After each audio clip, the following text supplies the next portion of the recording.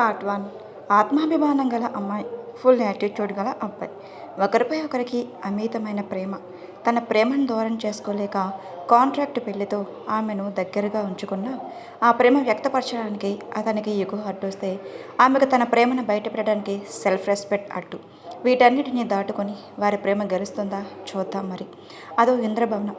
చూడటానికి 2 కళ్ళు సరిపోనంత అందంగా తెలుపు మరియు బంగారు వర్ణంలో మెరిసిపోతున్న ఆ ఇంటి ముందు మాసిపోయిన బట్టలతో గొడ్డలతో చూడగానే కటిక పేదరికం అనుభవిస్తున్న వ్యక్తి అని చెప్పగలిగే ఉన్న ఒక వ్యక్తి సుమారు 40 నిమిషాల నుండి ఆ ఇంటి వాచ్మెన్ లోపలికి పంపమని బ్రతిమలాడుతున్నాడు. వాచ్మెన్ ససేమేర పంపను అంటున్నాడు. అప్పుడే లోపల నుండి తులసి కోట శుభ్రం చేయడానికి వచ్చిన ఆ ఇంటి యజమానురాలు బయట వేరే గొడవ చూసి, రాము ఏంటి అక్కడ గొడవ అని అడిగింది. వెంటనే రాము లోపలికి పరిగెత్తుకుంటూ వెళ్ళి, అమ్మ, ఇతను ఉదయం నుండి లోపల ఏదైనా పని అడుగుతాను, లోపలికి పంపమని నా బుర్ర తినేస్తున్నాడమ్మా. ఏం పనులు లేవని ఎంత చెప్పినా వినడం లేదు అని ఒకంత అసహనంగా చెప్పాడు. ఆ యజమానురాలు ఆ వ్యక్తి వైపు పరిశీలనగా చూసింది. అతని కళ్ళు ఎంతో ఆశగా దీనంగా ఆమె వైపు చూస్తున్నాయి. ఏదైనా పని దొరక్కపోదా అని. నీ పేరేంటి అని అడిగిందామె. చలమమ్మ, కానీ అందరూ చలమయ్య అని పిలుస్తారు అని చెప్పాడు చాలా చిన్నగా. మీది ఏ ఊరు, ఎప్పటి వరకు ఎక్కడ పనిచేశావు అని అడిగింది చాలా సౌమ్యంగా.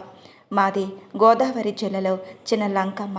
గోదావరి పోటెత్తి కౌలు పంటలన్నీ మునిగిపోతే చేసిన అప్పులు తీర్చడానికి ఇల్లు వాకలు అమ్ముకొని పొట్ట చేత పట్టుకొని ఈ పట్నం వచ్చానమ్మా. దొరికిన పని చేసుకుంటూ పొట్ట నింపుకుంటున్నా. మా ఆడది చంటిబిడ్డను పెట్టుకొని అది చేయగలిగిన పని చేస్తూ పని దొరికితే కడుపు నింపుకుంటూ, లేకపోతే ఖాళీ కడుపుతో పట్టుకొని ఉంటున్నామమ్మా. మీరు దయతలిచి ఏదైనా పని ఇప్పిస్తే మీకు జీవితం మొత్తం రుణపడి ఉంటానమ్మా అంటూ చేతులు జోడించాడు. చలమయ్య కథ విని ఆమెకు జాలేసింది. తను కూడా గోదావరి జిల్లాలో వరదలు వచ్చి అన్నీ మునిగిపోయి ఎంతోమంది నిరాశ్రయులు అయిన విషయం వార్తలు చూసింది. సరే, కాసేపు ఇక్కడే కూర్చో, వస్తాను అంటూ చిరునవ్వుతో చెప్పి చేతి మీద పడిన చీరను పైకి అనుకుంటూ లోపలికి వెళ్ళింది. ఆమె నవ్వు చూసిన చలమయ్యకు ఏదైనా పని ఇప్పేస్తారేమో అని చిన్న ఆశ మనసులో మెదిలింది. ఆనందంగా పక్కనే ఉన్న రాయి మీద మూడ్చుకుని కూర్చున్నాడు. ఈ పని దొరికితే ఇక హాయిగా బ్రతకొచ్చు. చెట్ల కింద పుట్ల కింద బ్రతకవలసిన బాధ తప్పుతుంది. ఏదైనా చిన్న ఇల్లు అద్దెకు తీసుకొని గౌరవంగా బ్రతకొచ్చు అని ఆలోచించుకుంటున్న అతను ఏమయ్యా అనే పిలుపు వినబడేసరికి ఈ లోకంలోకి వచ్చి ఎవరు అనుకుంటూ లేచి నించున్నాడు. ప్రశ్నార్థకంగా చూస్తున్న అతని చేతిలో టిఫిన్ ప్లేట్ పెట్టి, అమ్మగారు నీకు టిఫిన్ పెట్టమన్నారు, ఇందా మంచినీళ్ళు కూడా తీసుకో, తిన్నాక లోపలికి రమ్మన్నారు అని చెప్పి లోపలికి వెళ్ళిపోయింది వాచ్మెన్ భార్య రంగమ్మ. లోపలికి రమ్మన్నారు అన్నది ఆలస్యం. మళ్ళీ వచ్చి తింటానన్నా అని వాచ్మెన్కి చెప్పి ఆ టిఫిన్ అక్కడే పక్కన పెట్టి గబగబా లోపలికి వెళ్ళాడు చలమయ్య. టిఫిన్ కూడా తినకుండా లోపలికి వచ్చిన అతన్ని చూసి, అయ్యో, టిఫిన్ చేయకుండా వచ్చేసేవేంటయ్యా. అమ్మగారు, అయ్యగారు ఇంకా కిందకి దిగలేదు, కాసేపు ఆగు అని చెప్పి వంటింట్లోకి వెళ్ళిపోయింది రంగమ్మ. వాళ్ళు కిందకి దిగేలోపే కొన్ని వందల సార్లు దేవుడికి వేడుకున్నాడు తనకి పని దొరకాలి అని. 10 నిమిషాలు తర్వాత పార్వతి పరమేశ్వరులా ఉన్న దంపతుల మధ్య పిచ్చ యాటిట్యూడ్ నడకతో వాడి సైజ్కి తగ్గ గూగుల్స్తో 2 పాకెట్స్తో చేతులు పెట్టుకొని పేరెంట్స్ కంటే ఒక 2 స్టెప్స్ ముందు దిగుతూ పూర్తి రాజా టీవీలో వచ్చి అక్కడే చేతులు కట్టుకొని నిలబడిన చలమైన చూస్తూ డైనింగ్ టేబుల్ దగ్గరకు వెళ్ళి స్టైల్గా కూర్చున్నాడు 6 ఏళ్ల గగన్. ఎవరు నువ్వు అని అడిగాడు గగన్. నేను పని కోసం వచ్చాను బాబు అన్నాడు కట్టిన చేతులను అలాగే ఉంచి చలమయ్య. పని కోసమా? అయినా అదేం పిలుపు బాబు అని.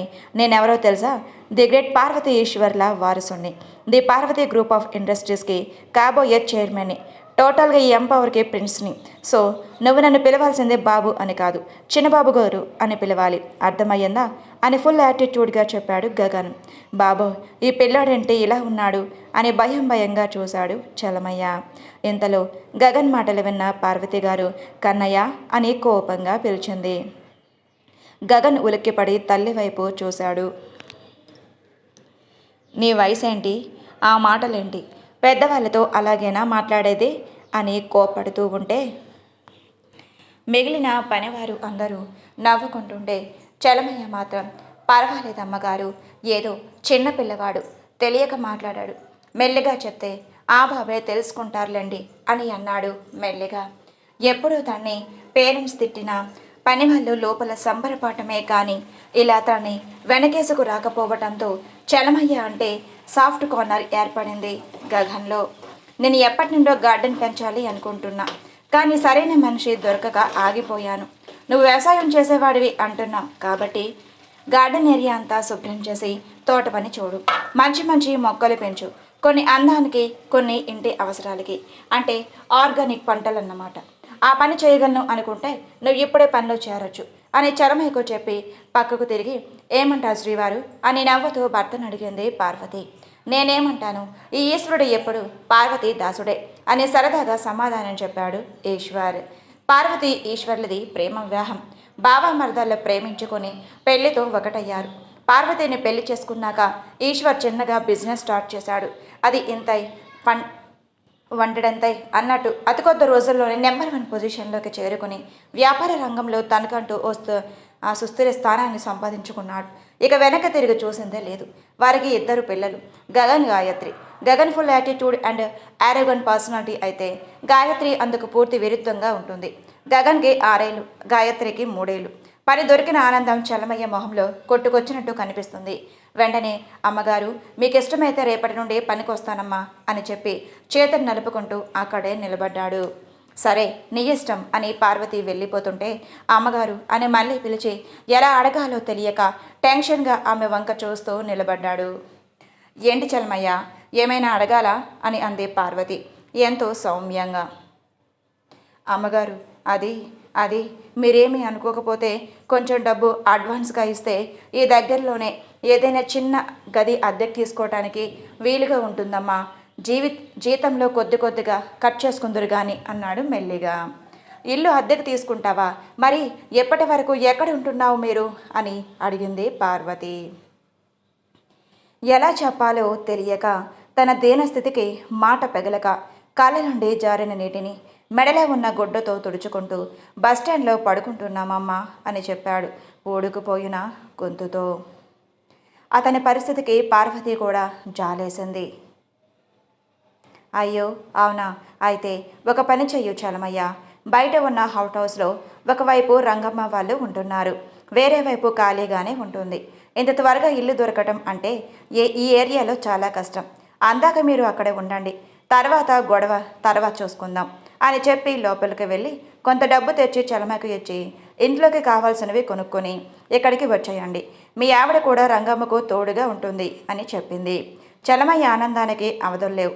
ఎంతో సంతోషంగా పార్వతికి చేతులు జోడించి భార్య బిడ్డలను తీసుకురావటానికి బయలుదేరాడు. ఈసారి వాచ్మెన్ నవ్వుతూ గేట్ ఓపెన్ చేశాడు.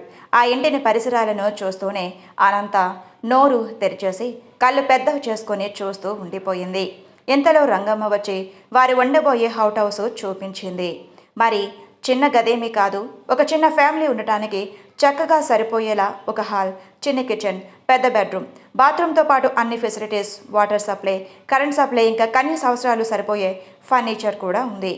ఇంట్లోకి అడుగు పెట్టగానే అనంత గుండ్రంగా తిరుగుతూ ఇల్లు కళ చూస్తూ ఏమయ్యా ఇదంతా కళ నిజమా?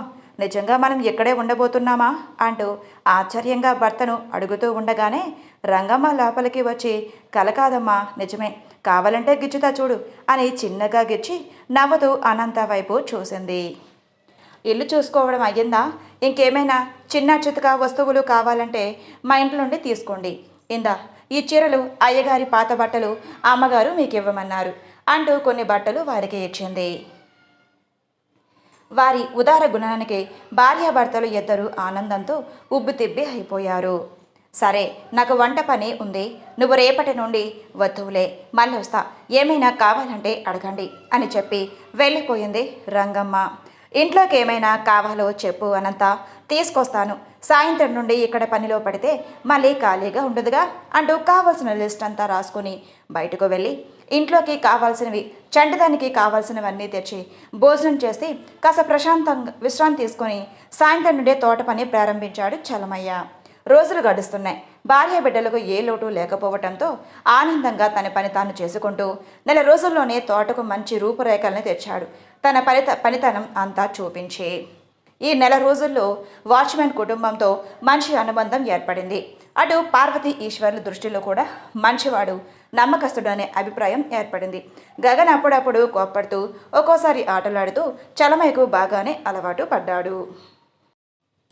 ఓ సూర్యోదయాన చలమయ్య దంపతులు బిడ్డను అందంగా ముస్తాబు చేసి పార్వతి ఈశ్వర్లు కిందకు దిగే సమయానికి వారి దగ్గరికి వచ్చి, అమ్మ ఆశీర్వదించండమ్మా, ఈరోజు బిడ్డకు అక్షరాభ్యాసం చేస్తున్నారు పంతులు గారు, మీ ఆశీర్వాదం ఇప్పించి గుడికి వెళ్దామని ఎదురు చూస్తున్నాం అని అన్నారు. పార్వతి అప్పటి వరకు వారి బిడ్డని సరిగా చూసిందే లేదు. గగన్ చిన్నప్పటి బట్టల్లో చూడటం వల్ల అప్పటికి వాడి మగబిడ్డ అనే అపోహలో ఉంది. ఇప్పుడు సడన్గా అందంగా బొట్టబొమ్మలు రెడీ అయిన వాళ్ళ బిడ్డను చూసి చిన్నగా షాక్ అయ్యింది పార్వతి.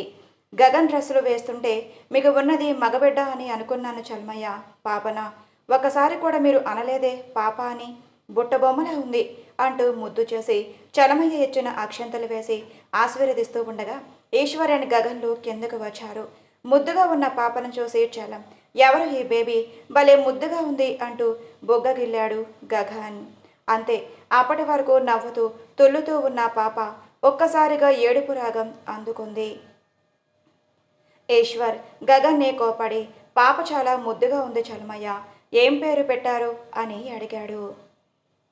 మా అమ్మ పేరు కలిసేలా మా ఊరి పంతులమ్మ గణేష్క అని పెట్టారయ్యా, మేము ముద్దుగా బుజ్జి అని పిలుచుకుంటాం అని అన్నాడు చలమయ్య. గణేష్క నైస్ నేమ్ అంటూ పాపని ఆశీర్వదించి వెళ్ళిపోయాడు ఈశ్వర్. అమ్మ మీరు సెలవిస్తే ఈ పూట గుడికి వెళ్ళేస్తానమ్మా అని అన్నాడు చలమయ్య. మంచిది చలమయ్య, జాగ్రత్తగా వెళ్ళి రండి అంది పార్వతి. రోజులు అలా గడుస్తున్నాయి. గణేష్కాను కూడా పార్వతి పట్టుబట్టి గగన్ చదివే స్కూల్లోనే వేసింది. పార్వతి అంచనాలకు తగ్గట్టుగానే గణేష్క కూడా ప్రతి క్లాస్లో ఫస్ట్ వస్తూ వచ్చింది. సొంత స్కూల్ కావటంతో గగన్ను టీచర్లేమి అనేవారు కాదు. ఏమంటే ఏమవుతుందో అని గగన్ ఎంత గొడవ చేసినా కిమ్ అనకుండా భరించేవారు. బట్ ఎప్పుడైనా గణేష్క కంట్లో పడితే మాత్రం ఇంటికి రాగానే పార్వతికి కంప్లైంట్ చేసేది. గగన్ ఎంత అల్లరి చేసినా పార్వతి నవ్వి ఊరుకునేదే కానీ పెద్దవాళ్ల పట్ల అగౌరవంగా ప్రవర్తిస్తే మాత్రం అస్సలు సహించేది కాదు. గట్టిగానే దండించేది. అంతవరకు బాగానే ఉన్న గణేష్కను చూసి నేర్చుకో, పెద్దవాళ్ల పట్ల ఎలా మెలగాలో అనేసరికి గగన్ ఎగో బాగా హట్ అయ్యేది. ఎవరు లేని టైంలో గణేష్కను దబదబా 4 వాయించేసేవాడు. పాపం కక్కలేక మింగలేక మనసులో బండ సచ్చినోడా అంటూ బండపోతులు తిట్టుకునేది. ఎన్ని తిట్టుకున్నా కొట్టుకున్నా లోపల ఉన్నది 3 పిల్లలే కాబట్టి మళ్ళీ వాళ్ళే కలిసిపోయి ఆడుకునేవారు. వన్ ఫైన్ మార్నింగ్ గగన్ లేచేసరికి ఇల్లంతా హడావిడిగా పూలతో అలంకరించి ఉంది. ఈరోజు ఇంట్లో ఫంక్షన్ ఏం లేదుగా అనుకుంటూ కిందకు వచ్చి మా అని తల్లి కోసం వెతుకుతూ ఉన్నాడు. గగన్ అరుపులకి లోపల ఉన్న రంగమ్మ బయటకు వచ్చి, అమ్మగారు కొంచెం కంగారుగా ఉన్నారు చిన్నబాబు, మీకేమైనా కావాలంటే నాకు చెప్పండి అని అంది. ఏమయ్యింది, ఎందుకు కంగారు అని అడిగాడు గగన్. చిన్నమ్మగారు పెద్దదయ్యింది బాబు, కూర్చోపెట్టడానికి ఏర్పాట్లు చేస్తున్నారు. చిన్నమ్మ కంగారు పడుతుంటే అమ్మగారు సముదాయిస్తున్నారు. మీరు స్నానం చేసి రండి బాబు, నేను టిఫిన్ వడ్డిస్తాను అని అంది నవ్వుతూ రంగమ్మ. రంగమ్మ చెప్పిన మాటలు మనసులో రివైండ్ చేసుకొని ఆల్రెడీ ఫ్రెండ్స్ సిస్టర్స్ కోసం చెప్పినప్పుడు విని ఒక అవగాహన ఉండటంతో చెల్లి సిచ్యువేషన్ని ఒక అంచనా వేసుకుంటూ ఏం మాట్లాడకుండా పైకి వెళ్ళి ఫాస్ట్గా ఫ్రెష్ అయ్యి కిందకు వచ్చేసరికి ఎదురుగా పట్టు పావడలో పసుపు పూసిన మోనితో చేతిలో కొబ్బరి బొండంతో కొంచెం బెరుకు కళ్ళతో తల్లి చెప్పే మాటలకు చిరునవ్వుతో తల పంగిస్తూ గాయత్రి కళ్ళు ముందుగా కనిపిస్తుంటే మెల్లిగా నడుచుకుంటూ చెల్లె దగ్గరకు వెళ్ళాడు. అన్న వైపు చూసి అందంగా నవ్విన గాయత్రిని ఆత్మీయ ఆలింగనం చేసుకున్నాడు. ఆ హగ్లో I protect you at any situations అని భరోసా మనసుకు తెలుస్తుంటే ఆనందంగా అన్ననే హగ్ చేసుకుంది గాయత్రి. చెల్లిని వదిలి పక్కకు వెళ్ళి నుంచున్నాడు గగన్. వెంటనే తన గణేష్గా గుర్తొచ్చి ఏది ఈ తెంగరిది అని చుట్టూ చూశాడు. ఎక్కడా కనిపించకపోయేసరికి మెల్లగా బయటకు వెళ్ళి నడుంపై చేతులు పెట్టుకుని చుట్టూ చూశాడు. గార్డెన్లో ఓ చెట్టు కింద మ్యాట్ వేసుకుని కాళ్ళు వెనక్కి మడిచి పెన్సిల్తో సీరియస్గా ఏదో డ్రా చేస్తున్న గణేష్గా కనిపించేసరికి బుజ్జి అని పిలుస్తూ తన దగ్గరకు వెళ్ళాడు. గగన్ రావటం చూసి తను వేస్తున్న డ్రాయింగ్ ఆపేసి ఫాస్ట్గా పుస్తకం మూసేసి పక్కన పెట్టి లేచి నిలబడింది. అందరూ లోపల ఉంటే నువ్వెక్కడేం చేస్తున్నావు అన్నాడు చేతులు ఫోల్డ్ చేసి నుంచుని. నేను లోపలికి రాకూడదంట అమ్మ చెప్పింది, అందుకే ఇక్కడే కూర్చున్నా అని అంది నెమ్మదిగా. ఓ అని ఊరుకున్నాడు, ఇంకా ఆ టాపిక్ సాగదీయటం ఇష్టం లేక. ఒక వారం రోజులకి చాలా గ్రాండ్గా జరిగింది గాయత్రి ఫంక్షన్. గొప్ప గొప్ప వ్యాపారవేత్తలు అందరూ ఫంక్షన్కి అటెండ్ అయ్యారు. 4 నెలలు తర్వాత స్కూల్లో క్లాస్ మధ్యలో బుజ్జి వాష్రూమ్ అని అడిగి బయటకు వెళ్ళింది. గగన్ క్లాస్ పక్కనుండే వెళ్ళటం, ఇదేంటి క్లాస్ మధ్యలో బయటకు వెళ్ళింది అనుకుంటూ బయటకు చూస్తూ కూర్చున్నాడు గగన్. ఎంతసేపటికి బుజ్జి రాకపోవడంతో క్లాస్ అయ్యాక తనే వాష్రూమ్ వైపు వెళ్ళాడు. అక్కడ గణేష్క చేతులు నలుపుకుంటూ కళ్ళ నిండా నీళ్లతో కంగారుగా నిలబడి ఉంది. గగన్కి గణేష్క విషయం అర్థమై బుజ్జి అంటూ దగ్గరకు వెళ్ళాడు. గగన్ని చూసి మరీ అంత టెన్షన్ వచ్చేసి గోడకి చారబడి బెదురు కళ్ళతో గగన్ని చూసింది బుజ్జి. మెల్లిగా తన దగ్గరకు వచ్చి అమ్మకి ఫోన్ చేయించనా అని అడిగాడు గగన్. తలంచుకొని మెల్లిగా అవును అన్నట్టు తల ఊపింది. సరే నువ్వు ఎక్కడే ఉండు అంటూ ఇంటికి ఫోన్ చేసి తిరిగి తన దగ్గరకు వచ్చాడు పరిగెత్తుకుంటూ. ఆర్య ఓకే, పెయిన్ ఏమున్నందా అని అడిగాడు నెమ్మదిగా. దానికి కూడా అవును అన్నట్లుగా నిలువుగా తల ఊపింది. అమ్మ వచ్చేస్తుందిలే, కంగారు పడుకు, అమ్మ వచ్చే వరకు నేను ఎక్కడే ఉంటాను అన్నాడు గగన్. టక్కున తల ఎత్తి గగన్ వైపు చూసి వెంటనే వద్దు అని అంది. ఆ మాటకి గగన్ నొసలు ముడిపడ్డాయి. గగన్ మొహంలో చూడలేక వెంటనే తలదించేసుకొని చేతులు నలిపేసుకుంటూ అది అది గాయత్రిని పిలువు చిన్నబాబు, నువ్వు వెళ్ళిపో అంది తలదించుకొని నెమ్మదిగా. సూటిగా చూస్తున్న గగన్ చూపులు నేరుగా గణేష్కను తాకుతూ ఉండటంతో ఇంకా ముడుచుకుపోయినట్టుగా నుంచుంది తను. ఫస్ట్ టైం గణేష్క కొత్తగా కనిపించింది గగన్కి. కంగారుగా అటు ఇటు తిప్పుతున్న కళ్ళు, టెన్షన్తో నలిపేస్తున్న చేతులు, ఇవన్నీ చూస్తూ సన్నని నవ్వు గగన్లో. 1 నిమిషం తర్వాత సరే వెయిట్ చెయ్యు, చిన్నీని తీసుకొని వస్తాను అని అక్కడి నుండి వెళ్ళి గాయత్రిని వెంట పెట్టుకొని తిరిగి వచ్చాడు. కాసేపటికి అనంత గారు, పార్వతి గారు వచ్చి గణేష్కను తనకి తోడుగా ఉంటుందని గాయత్రిని తీసుకొని ఇంటికి వెళ్తుంటే, అదేంటి నన్ను వదిలేశారు, నేను కూడా వస్తాను మీకు హెల్ప్ చేయడానికి అని గగన్ ఎంత గొడవ చేసినా అక్క నీకు పనేం లేదు అంటూ తను వదిలేసి వెళ్ళిపోయారు. ఇక చేసేదేం లేక ఉసూరమంటూ క్లాస్కి వెళ్ళి కూర్చున్నాడు. తను కూడా ఇంటికి వెళ్ళిపోయి వాళ్ళ చెల్లికి జరిగినట్టు గణేష్కని కూడా జరుగుతుంటే చూడాలని మనసు ఒకటి పోరు పెడుతుంటే అతి కష్టంగా సాయంత్రం వరకు గడిపి లాంగ్ బెల్ మోగగానే డ్రైవర్ని హడావిడి పెట్టేసి ఫాస్ట్గా ఇంటికి చేరుకున్నాడు గగన్. ఇంటికి వెళ్ళగానే గణేష్కను చూడటానికి వెళ్ళబోతే బుజ్జికి స్నానం అయ్యే వరకు అలా వెళ్ళకూడదు అని పార్వతి ఆపేసింది. అప్పటికి సరే అని లోపలికి వెళ్ళిపోయాడు. కానీ ఎలాగైనా బుజ్జిని చూడాలి అని మనసు బలంగా కూరుకోవటంతో హాల్లో ఎవరూ లేని టైం చూసి తొర్రుమని హౌట్ హౌస్కి పరిగెత్తాడు. కిటికీ దగ్గర నిలబడి లోపలికి తొంగి చూశాడు గగన్. ఒంటి నిండా పసుపుతో, నుదురికి నిండుగా కుంకుమతో పట్టు పరుకుని వేసుకుని ఫేస్లో కొత్త వెలుగులో హాల్లో ఒక మూల ఆకులతో అల్లిన చాప మీద ఒద్దికగా కూర్చొని గాయత్రితో కిలకిలమని నవ్వుతూ కబులు చెప్పుకుంటున్న గణేష్కను చూడగానే మనసు ఒక్క నిమిషం స్తంభించిపోయింది గగన్కు. ఆ అనుభూతి ఏమిటి అనేది తెలియకపోయినా ఆమె రూపాన్ని అలానే మనసులో ముద్రించుకొని నెమ్మదిగా వెనక్కి తిరిగి తన గదిలోకి వెళ్ళిపోయాడు. వారం రోజులు ఏదో ఒక టైంలో దొంగచాటుగా బుజ్జిని చూస్తూ ఉన్నాడు. చలమయ్య వద్దు అంటున్న ఫంక్షన్ కోసం పార్వతి గారు ఏర్పాట్లు ఘనంగానే చేశారు.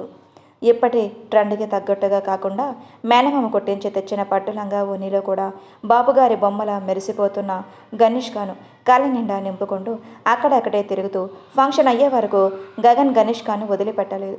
కానీ ఈ విషయం ఎవరూ గమనించకుండా చాలా జాగ్రత్తగా ఉన్నాడు. గగన్తో పాటు గాయత్రి కూడా ఫుల్ హడావిడి చేసింది. పార్వతి గారి ఫ్రెండ్స్ కొంతమంది, చలమయ్య ఊరి చుట్టాలు కొంతమంది సమక్షంలో అనుకున్న దానికంటే ఘనంగానే ఫంక్షన్ జరిగింది. పుష్పవతి అయిన దగ్గర నుండి తల్లి కొంచెం ఆకాంక్షలు విధించడంతో మెల్లగా ఆటలు తగ్గి పూర్తి శ్రద్ధ చదువుపై పెట్టింది గణేష్క. ముందు నుండి తన చదువులో హుషారుగానే ఉన్నా ఇప్పుడు తనకు చదువు ఒక వ్యసనంలా మారిపోయింది.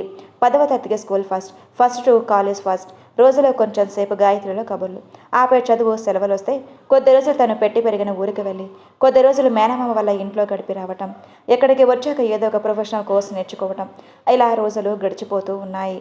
ఫస్ట్ అయ్యే వరకు గగన్ వాళ్ళ స్కూల్ అండ్ కాలేజ్నే కాబట్టి ఫీజు విషయంలో ఎప్పుడు ఎలాంటి అవసరం రాలేదు. కానీ ఇక మీదట బయట ఫీజులు కట్టి చదివించాలి. పార్వతి గారి పుణ్యమా అని ఇంతకాలం తినటానికి ఉండటానికి ఎలాంటి డోకా లేకుండా వెళ్ళిపోయింది. కానీ అంత పెద్ద సిటీలో తమ బిడ్డకు అంతంత ఫీజులు కట్టి చదివిందే స్తోమత చలమయ్యకు లేదు. ఓ సాయంత్రం చలమయ్యర్ భార్య బిడ్డతో పార్వతి దగ్గరికి వచ్చి, అమ్మగారు, ఇప్పటి వరకు అంటే అవి మీ స్కూల్స్ కాబట్టి గడిచిపోయింది అమ్మగారు. ఇకపై పై చదువులు చదవాలంటే ఎంత ఫస్ట్ ర్యాంక్ వచ్చినా కూడా లక్షల్లో ఖర్చు అవుతాయి. అంత స్థాయి మాకు లేదు. అలా అని మీ మీద వదిలేయలేము. ఎలాగో 17 ఏళ్ళు నిండిపోయాయి కదమ్మా. ఏదో ఒక చుట్టరికం చూసి బిడ్డకు ఓ దారి చేసేయాలి అనుకుంటున్నాం. ఇప్పటి వరకు బిడ్డ బాగోగులని మీ బిడ్డలతో సమానంగా చూశారు. అందుకే మీతో ఓ మాట చెప్పి మీ సలహా తీసుకుందామని వచ్చాం అని అన్నాడు చేతులు కట్టుకుని. ఆ మాటలు అన్నీ పక్కనే కూర్చొని ల్యాప్టాప్లో ఏదో సెర్చ్ చేస్తున్న గగన్ చెవిన పడ్డాయి. చాలా రోజుల తర్వాత మళ్ళీ ఆలోచనలు గనిష్క వైపు మళ్ళీ. బట్ వెంటనే తేరుకొని తల్లి ఏ సమాధానం చెప్తుందా అని ఆసక్తిగా ఎదురు చూస్తున్నాడు. అదేంటి చలమయ్య, తనకు కట్టే ఫీజు మాకు పెద్ద కష్టమేం కాదు కదా. ఇన్నేళ్లుగా మా ఇంట్లో మనిషిగా ఉంటున్నాం. నీకు మేమేంటో అర్థం కాలేదా? నువ్వు ఇలా ఆలోచిస్తావని నేను అస్సలు ఊహించలేదు అంది పార్వతి అసహనంగా. అది కాదమ్మా అని చలమయ్య ఇంకేదో చెప్పబోయేలోపే మాట్లాడుతూ అన్నాడు చెయ్యి ఎత్తి చూపించి. ఆయన బుజ్జి నిర్ణయం ఏంటో అడిగావా ముందు? నేను బుజ్జితో మాట్లాడిన తర్వాత నీతో మాట్లాడతా ఆగు అని చెప్పి బుజ్జి బుజ్జి అని గట్టిగా పిలిచింది పార్వతి. ఆల్రెడీ 2-3 రోజుల నుండి ఈ విషయంలో తల్లిదండ్రులు ఇంట్లో మెల్లగా మాట్లాడుకోవటం తన చెవిన పాఠంతో పార్వతి గారు అడిగితే ఏ సమాధానం చెప్పాలో ముందు నుండే మనసులో ఆలోచించుకుని పెట్టుకుంది. పార్వతి గారు కేక వినిపించగానే బయటకు వచ్చి వాళ్ళ దగ్గర నిలబడింది. చలమయ్య చెప్పిందంతా గనిష్కను చెప్పి నీ ఉద్దేశం ఏంటి అని అడిగింది పార్వతి. ఆవిడ అలా అడగగానే ఒక్కసారిగా తండ్రి వంక చూసింది గనిష్క. నాన్న ఇష్టమే నా ఇష్టం అని చెప్పమని బ్రతిమిలాడుతున్నట్టుగా ఉన్నాయి ఆయన కళ్ళు. ఒక్క నిమిషం కళ్ళు మూసుకుంది. తనకి ఎంతో ఇష్టమైన చదువును వదిలిపెట్టడానికి మనసు అంగీకరించకపోవటంతో మెల్లగా కళ్ళు తెరిచి పార్వతి వైపు చూసింది. ఇలా రాబుచ్చి అని చెయ్యి పట్టి దగ్గర కూర్చోపెట్టుకొని, నీకు చదువు అంటే ఎంత ఇష్టమో నాకు తెలుసు. నీ చదువుకు ఎంత ఖర్చైనా నేను భరిస్తాను బుచ్చి. అన్ని దానాల కన్నా విద్యాదానం మిన్నా అన్నారు పెద్దలు. నా వల్ల నువ్వు మంచిగా చదువుకొని గొప్ప స్థితికి వెళ్తే నాకు అంతకన్నా ఆత్మసంతృప్తి ఇంకొకటి ఉండదు. నీ ఉద్దేశం నిరభ్యంతరంగా చెప్పు బుచ్చి.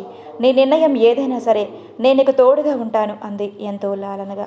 గనిష్క ఏం చెప్తుందో అని అక్కడ ఉన్నవారితో పాటు గగన్ కూడా ఎదురు చూస్తున్నాడు. గనిష్క లేచి కింద పచ్చికలో పార్వతి కాళ్ళ దగ్గర కూర్చొని ఆమె ఒళ్ళు తలపెట్టుకుంది. తండ్రి మాట కాదు అని చెప్పడం తనకి చాలా కష్టంగా ఉంది. ఇంకా ఇప్పుడు తను చెప్పబోయే విషయం పార్వతి ఎలా తీసుకుంటుందో అనే గొబ్బులు మనసుని ఆవహించి నోటి నుండి మాటలు బయటకు రాక కాసేపు మౌనంగా కూర్చుంది. పార్వతి కూడా తను ఏమీ కదల్చకుండా ప్రేమగా తలనిమురుతూ ఏం చెప్తుందా అని గెస్ చేయడానికి ట్రై చేస్తుంది. ఆమె చేతి స్పర్శ ధైర్యాన్ని ఇచ్చిందేమో. మనసులోని కంగారు మెల్లిగా తగ్గి తల పైకి ఎత్తి పార్వతి వైపు చూసింది. అప్పుడే మెల్లిగా చీకట్లు ముసురుకుంటున్న వేళ ఆ మసక చీకట్లో పార్వతీ మొహం చంద్రబింబం అంతా స్వచ్ఛంగా కనిపించింది బుజ్జికి. వెంటనే ఏదో తెలియని ప్రశాంతత మనసుని చేరింది. మెల్లిగా గొంతు సవరించుకొని, నేను ఇంకా చదువుకుంటానమ్మగారు. నా కాళ్ళ మీద నేను నిలబడతాను. మీరు కోరుకున్నట్టు ఉన్నత స్థానానికి చేరుకుంటాను. కానీ అని ఓ నిమిషం ఆగి పార్వతి గారి వైపు చూసి తల్లిదండ్రుల వైపు చూసింది. ఓవైపు వీళ్ళకి కాస్త దూరంగా ఉన్న గగన్ కూడా చదువుకుంటా అందగా ఇంకేంటి అనుకుంటూ చూస్తున్నాడు. కానీ ఏంటి బుజ్జి చెప్పు అన్నారు పార్వతి గారు మెల్లగా. బుజ్జి తల నిమురుతూ, అది అమ్మగారు, మీరు ఇక నుండి నాకు కట్టే ఫీజు డబ్బులు నేను నా చదువు పూర్తి అయిన తర్వాత మీకు తిరిగి ఇవ్వటానికి ఒప్పుకుంటేనే నేను చదువుకుంటానమ్మగారు, లేకుంటే వద్దు. ఇలా చెప్తున్నా తప్పుగా అర్థం చేసుకోకండమ్మా. మీరు మా కుటుంబానికి చేసిన మేలు. రోజుకి ఒక్కసారి నా తలుచుకునేదే మేము నిద్రపోము. మా నాన్న ఇప్పటికే మీకు చాలా రుణపడిపోయామని, ఏం చేసినా మీ రుణం తీరేది కాదని, జీవితాంతం మీ సేవ చేసుకుంటూ బ్రతికేయాలని అంటూ ఉంటాడు. ఇక మీద నా చదువులపై ఖర్చు కూడా మీరే భరిస్తే ఎన్ని జన్మల ఎత్తున మీ రుణం తీర్చుకోలేడని, అందుకే నాకు పెళ్లి చేసేయాలనుకుంటున్నాడని అమ్మతో చెప్పడం నేను విన్నానమ్మగారు. అందుకే ఈ నిర్ణయం తీసుకున్నాను. నా తృప్తి కోసం ఒప్పుకోండమ్మా అని గనిష్క పార్వతి చేతులు పట్టుకుంది. తల్లిదండ్రులు అంతగా అర్థం చేసుకునే కూతురు ఉన్నందుకు అనంత చలమేలు చాలా సంతోషించారు. మరోపక్క అమ్మగారు తప్పుగా అర్థం చేసుకుంటారేమో అనే కంగారుతో పార్వతి ఏం చెప్తుందా అని ఆమె వైపు చూశారు. గగన్కు మాత్రం ఈ మాటలు వినగానే పిచ్చి కోపం వచ్చేసింది.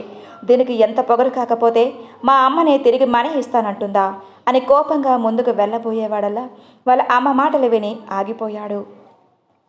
సరే బుజ్జి, నీ ఇష్టం, నీకు ఎలా నచ్చితే అలా చెయ్యి. బట్ నువ్వు చదువు మానడం మాత్రం నాకు ఇష్టం లేదు. ఎలా అయినా నువ్వు చదువుకొని మంచి స్థాయికి వెళ్ళడం కావాలి నాకు అంటూ ప్రేమగా గనిష్కను దగ్గరగా తీసుకొని నుదుటిపై ముద్దు పెట్టారు. వాళ్ళ అమ్మ నుండి ఈ మాటలు ఎక్స్పెక్ట్ చేయని గగన్ కోపంగా లోపలికి వెళ్ళిపోయాడు. మిగిలిన వాళ్ళంతా అక్కడే కాసేపు కబులు చెప్పుకుంటూ కూర్చున్నారు. వాళ్ళతో పాటు గాయత్రి కూడా జాయిన్ అయ్యింది. గనిష్క ఆల్రెడీ వాళ్ళ ఇంట్లో జరిగే చర్చలు గాయత్రికి చెప్పి ఉండటంతో ఇక తనతో పాటు బుజ్జి బీటెక్ చేయదేమో అని అప్పటి వరకు డల్గా ఉన్నదల్లా ఈ విషయం తెలిసి ఫుల్ హుషారుగా అయిపోయింది. కాసేపటికి డిన్నర్ ప్రిపరేషన్ కోసం మెయిడ్కి చెప్పడానికి లోపలికి వచ్చిన పార్వతికి కాలుగల పెళ్లిలా గొమ్మ ముందు కోపంగా పంచాలు చేస్తున్న కొడుకు కనిపించాడు. ఏమైంది వీడికి అనుకుంటూ దగ్గరికి వెళ్ళి ఏమైంది మా కన్నయ్యకి ఇలా గొమ్మ ముందు పంచాలు చేస్తున్నాడు అని నవ్వుతూ అడిగింది. గగన్ అప్పటికే బీటెక్ థర్డ్ ఇయర్ కంప్లీట్ చేసుకొని ఉన్నాడు. పైగా ఆఫీస్ వర్క్లో కూడా తండ్రికి సాయం చేస్తుండటంతో ఏదైనా ఆఫీస్ టెన్షన్ ఏమో అని అనుకుంది పార్వతి. గగన్ ఏం మాట్లాడకపోయేసరికి గగన్ చేయి పట్టుకొని తీసుకువెళ్ళి ఏమైంది కన్నయ్య, డాడీ ఏమైనా అన్నారా అని ఎంతో లాలనగా అడిగింది. వెంటనే తల్లివడిలో తల పెట్టుకుని బుజ్జి ఏదో పిచ్చిగా వాగితే నువ్వెందుకమ్మా ఒప్పుకున్నావు అని అడిగాడు. ఎంతో నెమ్మదిగా అడిగినా తన వాయిస్ మాత్రం చాలా స్థిరంగా ఉంది. గగన్కి కోపం ఎందుకు వచ్చిందో అర్థమైన పార్వతి గారు కొడుకుని లేపి ఎదురుగా కూర్చోబెట్టుకుని చూడు కన్నయ్య, అందరి మనస్తత్వాలు ఒకేలా ఉండవు. కొంతమంది ఫ్రీగా ఏం దొరుకుతుందా అని చూస్తారు, మరి కొంతమంది ఏదైనా కష్టపడి అనుకుంటారు. మన బుజ్జి తన కష్టపడి మన కట్టిన ఫీజు వెనక్కి ఇస్తాం అంది. అందులో నీకు పొగరే కనిపించిందేమో, నాకు మాత్రం తన తల్లిదండ్రులు పెంపకం ఆత్మాభిమానం కనిపించాయి. నాకు కూడా ముందు కోపం వచ్చిన వెంటనే బుజ్జి మాటలో అర్థాన్ని గ్రహించాను కాబట్టే తన ప్రపోజల్కి ఒప్పుకున్నాను. అయినా తను ఇస్తే మాత్రం నేను తీసుకుంటానా కన్నయ్య, ఆ డబ్బుతో తన పెళ్ళికి మంచి నగలు చేయించి పెట్టేస్తానుగా అంటూ ప్రశాంతంగా నవ్వారు. తల్లి మాటలకు కొద్దిలో కొద్దీ శాంతించిన మనసు మాత్రం ఎందుకో గనిష్కాల మనీ తిరిగి ఇస్తా అనడాన్ని డైజెస్ట్ చేసుకోలేకపోయింది. సరేమా, నీ ఇష్టం, నువ్వు ఏం చేసినా ఆలోచించే చేస్తావులే అనేసి లోపలికి వెళ్ళిపోయాడు. పిచ్చి కన్నయ్య అని నవ్వుకుంటూ ఆమె పనిలో బిజీ అయిపోయాడు. రోజులు అలా గడుస్తూ ఉన్నాయి. చూస్తూ ఉండగానే 3 ఏళ్ళు గడిచిపోయాయి. గగన్కి ఓ పక్క చదువుకుంటూనే బిజినెస్పై పూర్తిగా కాన్సన్ట్రేషన్ చేశాడు. దానితో ఈశ్వర్ గారు వర్క్ బర్డెన్ తగ్గి అప్పుడప్పుడు కాస్త రిలాక్స్ అవుతూ ఒక్కోసారి పార్వతి గారు అడిగిన ప్లేసెస్కి తీసుకువెళ్తూ అటు పూర్తిగా బిజినెస్ నుండి తప్పుకోకుండా అలా అని పూర్తిగా తనే హ్యాండిల్ చేయకుండా కొడుకుని బిజినెస్లో మెలకువలు నేర్పుతున్నారు. ఆ ప్రాసెస్లో గగన్కి తనకు ఉన్న యాటిట్యూడ్ అండ్ ఈగోతో పాటు చాలా విషయాలు కమర్షియల్గా చూడటం అలవాటయ్యింది. One fine morning Parvati and Eshwar జంట, చలమయ్య అండ్ అనంత జంట, ఇంకా వాచ్మెన్ ఫ్యామిలీ కలిసి పెద్ద తిరుపతి వెళ్ళడానికి హడావిడిగా రెడీ అవుతున్నారు. గగన్ ఆఫీస్ వర్క్ కోసం ఆగిపోతే గాయత్రి అండ్ గనిష్క ఇంపార్టెంట్ క్లాసు ఉన్నాయి, మాకు రావడం కుదరదు అని ఆగిపోయారు. అయితే మా ముగ్గురు వరకే కదా అమ్మగారు, పని వాళ్ళకి సెలవు ఇచ్చేయండి, మేము మేనేజ్ చేసుకుంటాంలే అని గనిష్క గాయత్రి చెప్పడంతో పని వాళ్ళకి కూడా 4 రోజులు సెలవు ఇచ్చేసి పెద్దవాళ్ళంతా వెళ్ళిపోయారు. ఇటు గగన్ ఆఫీస్కి, గనిష్క అండ్ గాయత్రి కాలేజ్కి వెళ్ళిపోయారు. సాయంత్రం ఇంటికి వచ్చేసి కాసేపు రిలాక్స్ అయ్యాక చిన్నమ్మ ఏం వండమంటావు చెప్పు, నీకు చిన్నబాబుకి ఏం కావాలో చెప్తే అది వండి పెడతాను అని అంది గనిష్క. వెయిట్ బుచ్చి, నేను కూడా డ్రెస్ చేంజ్ చేసుకొని వస్తా, ఇద్దరికి వెడ్జెస్ ఏమున్నాయో చూసి అప్పుడు ప్రిపేర్ చేద్దాం, నువ్వు ఈలోపు అన్నకు ఏం కావాలో అడిగేసరా అని పైకి వెళ్ళిపోయింది గాయత్రి. డిన్నర్కి ఏం కావాలో అడగటానికి గనిష్క గగన్ రూమ్ దగ్గరకు వెళ్ళి డోర్ లాక్ చేసింది. లోపల నుండి నో సౌండ్. ఇదేంటి చిన్నబాబు పలకట్లేదు అనుకుంటూ డోర్ తోసుకుంటూ లోపలికి వెళ్ళింది. సరిగ్గా అదే టైంలో నడుముకి టవల్ చుట్టుకొని ఇంకొక టవల్తో తల రుద్దుకుంటూ బయటకు వచ్చాడు గగన్. అది చూసి వెంటనే వెనక్కి తిరిగి నిలబడింది గనిష్క. హే, నువ్వేంటి ఇక్కడ అని అన్నాడు గగన్ ఫేస్లో ఏ ఎక్స్ప్రెషన్స్ లేకుండా. అది అది చిన్నమ్మ డిన్నర్కి నువ్వేం తింటావో అడిగి రమ్మంది చిన్నబాబు. అందుకే వచ్చాను. తలుపు తడితే పలకలేదని లోపలికి వచ్చాను అంది కంగారుగా వెనక్కి తిరిగి నిలబడి. ఓ, మరి దానికి ఎందుకు అలా కంగారు పడిపోతున్నావు? ఏదో రాబరీకి వచ్చినట్టు అని అన్నాడు దగ్గరకు వస్తూ. నేనేమీ కంగారు పడట్లేదు అంటూ ఫాస్ట్గా ముందుకు తిరిగింది. గగన్ చాలా దగ్గరగా వచ్చేసరికి మళ్ళీ వెనక్కి తిరిగేసి త్వరగా చెప్పు చిన్నబాబు అంది. చిన్నగా నవ్వుకొని సలాడ్ తింటాను, అది కూడా నేను వచ్చి ప్రిపేర్ చేసుకుంటాను అని అన్నాడు గగన్. ఆ ఊసు మరింత దగ్గరగా వినిపించేసరికి ఎప్పుడు నేను ఇది కంగారుగా అనిపించి గబగబా ముందుకు వెళ్ళిపోయి మ్యాట్ మీద కాలు వేసి జారిపోయి వెనక్కి పడబోయింది. హే బుజ్జి, జాగ్రత్త అంటూ ఫాస్ట్గా వచ్చి తన్ని పట్టుకుంటాడు గగన్. ఒక చేతో గణేష్గా చేతని, ఇంకో చేతో సపోర్ట్ కోసం నడుమని పట్టుకొని అలాగే నిలబడ్డాడు. ఒక్క నిమిషం ఇద్దరికి కారం స్తంభించిపోయింది. చుట్టూ ఏం జరుగుతుందో కూడా తెలియలేదు. ఇరువురి కళ్ళు ఎన్నో ఊసులు చెప్పుకుంటున్నాయి. ఊపిరి భారంగా మారింది. అదేంటో తెలియకపోవటంతో ఆ ఫీలింగ్ ఇద్దరికీ నచ్చింది. అలా ఎంతసేపు ఉన్నారో కూడా తెలియట్లేదు. బుజ్జి బుజ్జి అంటూ వచ్చిన గాయత్రి పిలుపుకి ఈ లోకంలోకి వచ్చారు.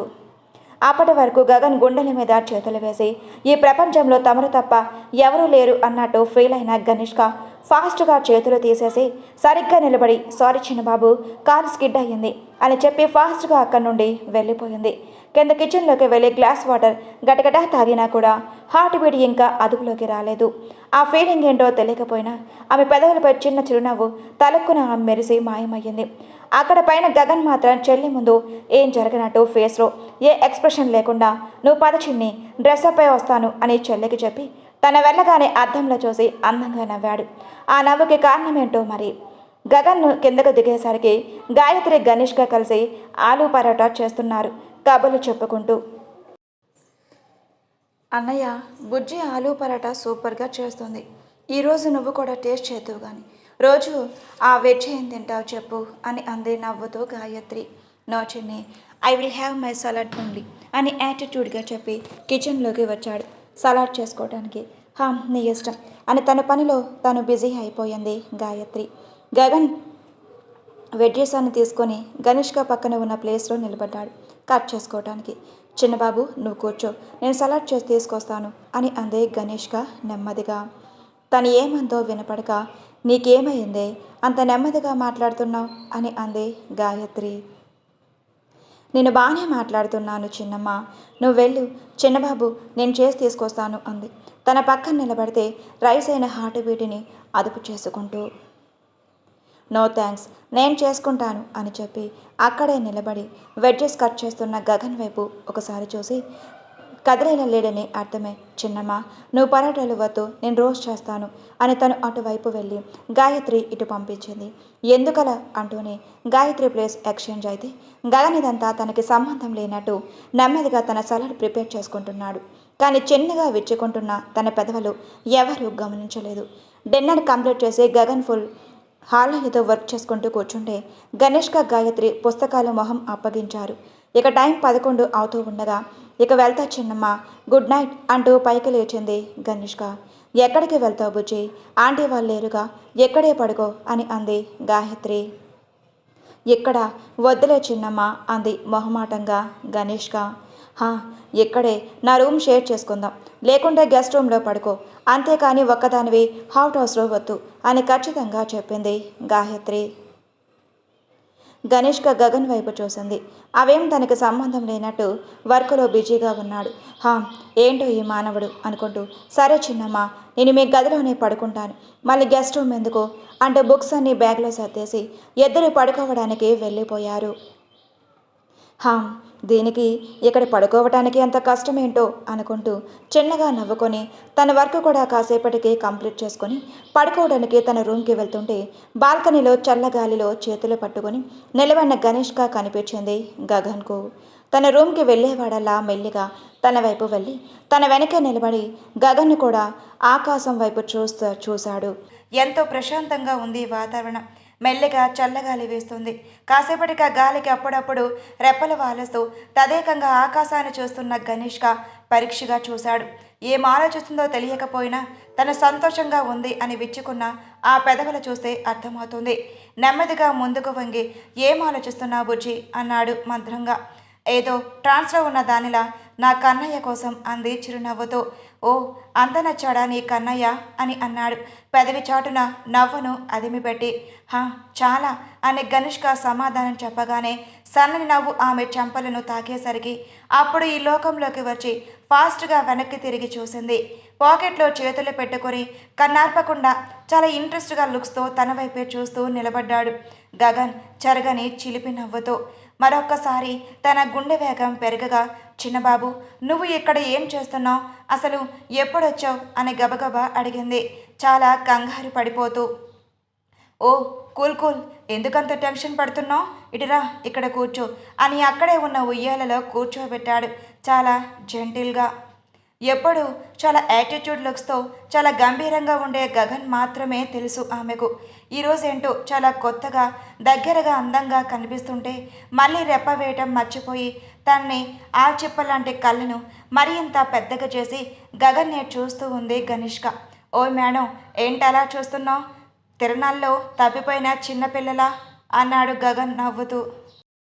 నీకు ఇంత అందంగా నవ్వటం కూడా వచ్చా కన్నయ్య అంది అలానే చూస్తూ. వెంటనే తేరుకొని అదేం లేదు చిన్నబాబు, నేను వెళ్తాను, మళ్ళీ రేపు ఎగ్జామ్స్ ఉంది కదా, ఉదయాన్నే లేవాలి అని టకటగా లేచేసి వెళ్ళటానికి అన్నట్టు నిలబడింది. సర్లే, అలాగే వెళ్దువులే, ఇంతకీ అంత నచ్చిన నీ కన్నయ్య ఏమి ఇవ్వకుండానే వెళ్తావా అన్నాడు రొమాంటిక్గా నవ్వుతూ.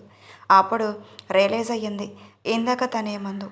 బట్ వెంటనే సర్దుకొని, నా కన్నయ్య ఎక్కడెక్కడున్నాడు చిన్నబాబు, దేవుని మందిరంలో కదా ఉన్నాడు, ఆయన నా కన్నయ్య ఇప్పుడేం తినడు, పొద్దున నేనే స్వయంగా ప్రసాదం చేసి నైవేద్యం పెడతాను నా కన్నయ్యకు అని చాలా ఇన్నోసెంట్ ఫేస్తో చెప్పి, ఇక ఉంటాను చిన్నబాబు, గుడ్ నైట్ హా అని రాణి ఆవలింతలు తీస్తూ గదిలోకి వెళ్ళిపోతుంది.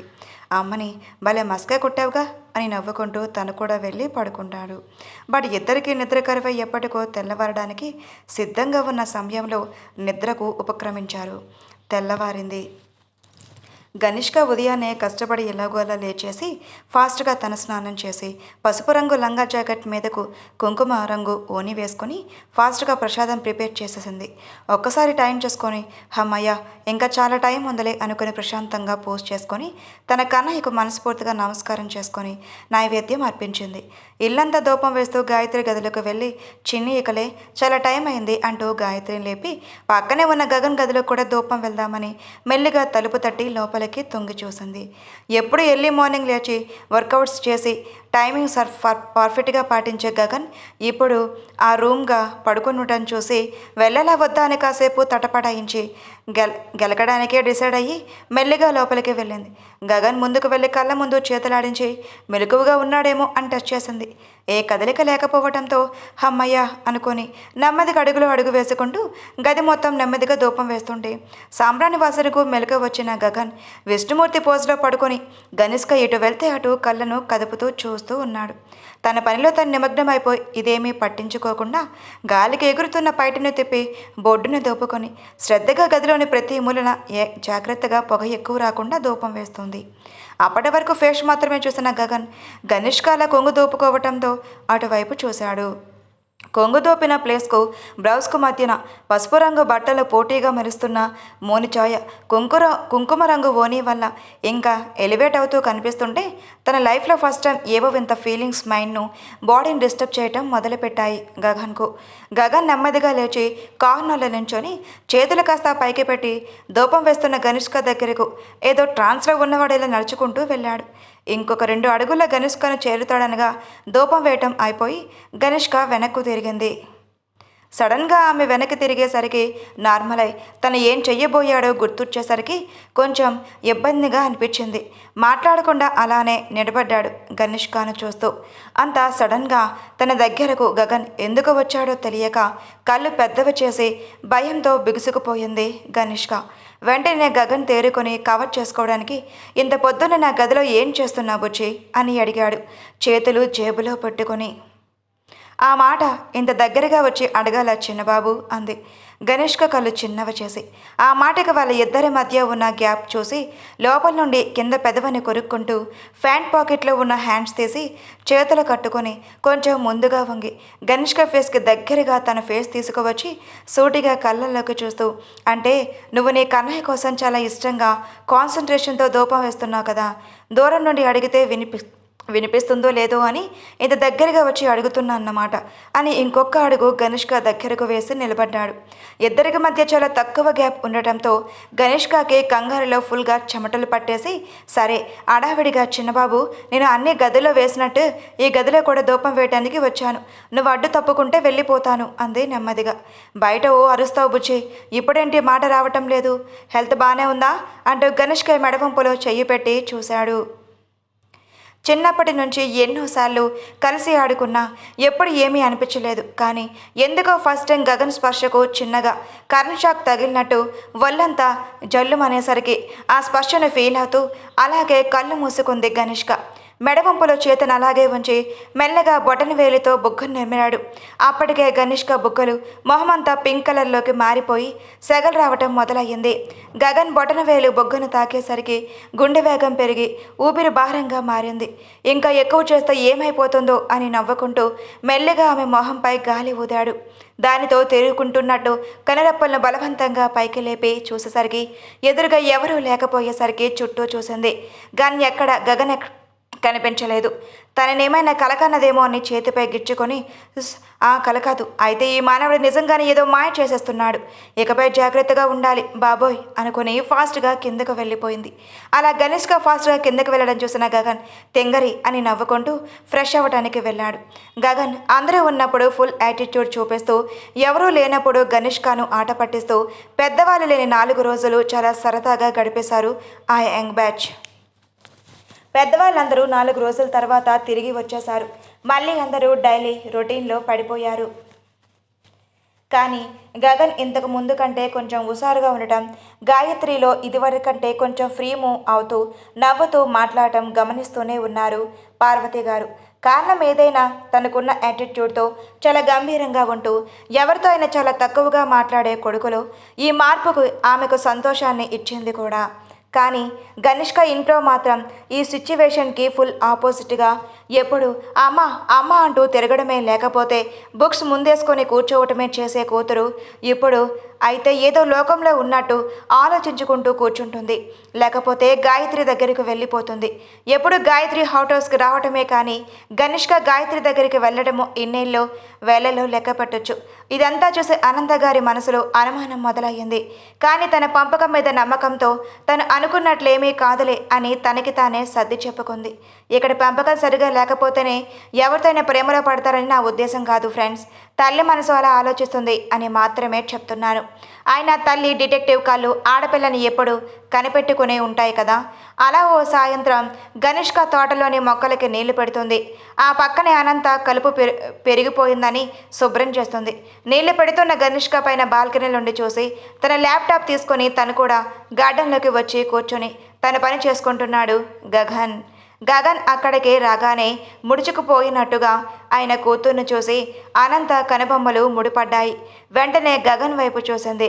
ఎవరైనా ఉంటే బాబు అసలు పాప వైపు కన్నెత్తి కూడా చూడగా చాలా బుద్ధిగా తన పని తాను చేసుకుంటున్నాడు. ఈలోపు వాళ్ళ అమ్మ పక్కనే ఉందన్న స్పృహ వచ్చి గనిష్క కూడా నార్మల్గా అయ్యి చాలా జాగ్రత్తగా మొక్కలకు నీళ్లు పెడుతుంది. నేను అనవసరంగా కంగారు పడుతున్నా అనుకుంటా అక్కడ తన పని అయిపోవటంతో లోపలికి వెళ్ళిపోయింది అనంత. ఆ మూమెంట్ కోసమే చూస్తున్న గగన్ అనంత అలా వెళ్ళగానే ఇలా తన పని మొదలుపెట్టేశాడు. అదేనండి బుజ్జి బేబీకి లైన్ వేయటం.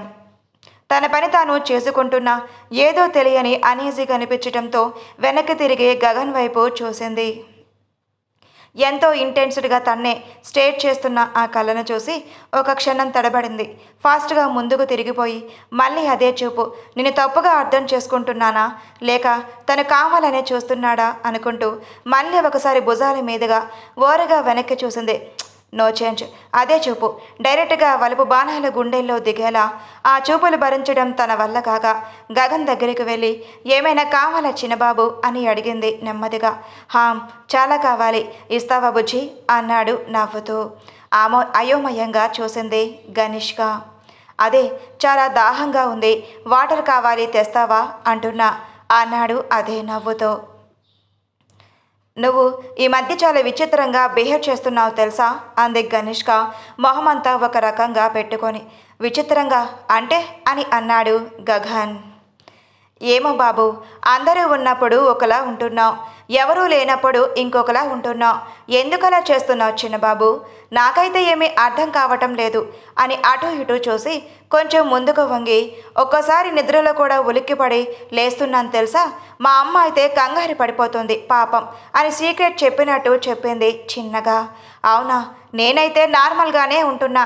నీకు అలా అనిపిస్తుందంటే కొంచెం ఆలోచించాల్సిన విషయమే మరి అని అన్నాడు గగన్ గడ్డం కింద చేయి పెట్టుకొని ఏదో ఆలోచిస్తున్న వాడిలా. నిజంగా ఏమీ లేదా? సర్లే ఉండు, వాటర్ తెస్తాను అని తనలో తానే ఏదో గొనుక్కుంటూ లోపలికి వెళ్ళింది గనిష్క. పాగల్, ఎంతసేపు ఆ పుస్తకాల్లో మొహం దూచుకొని కూర్చుంటో నీకు వచ్చే ఫీలింగ్స్ ఏంటో కూడా తెలుసుకోలేకపోతున్నా. తొందరేం లేదులే, మెల్లిగా అన్నీ తెలుస్తాయి అని మనసులో అనుకొని చిన్నగా విజిల్ వేసుకుంటూ లోపలికి వెళ్ళిపోయాడు.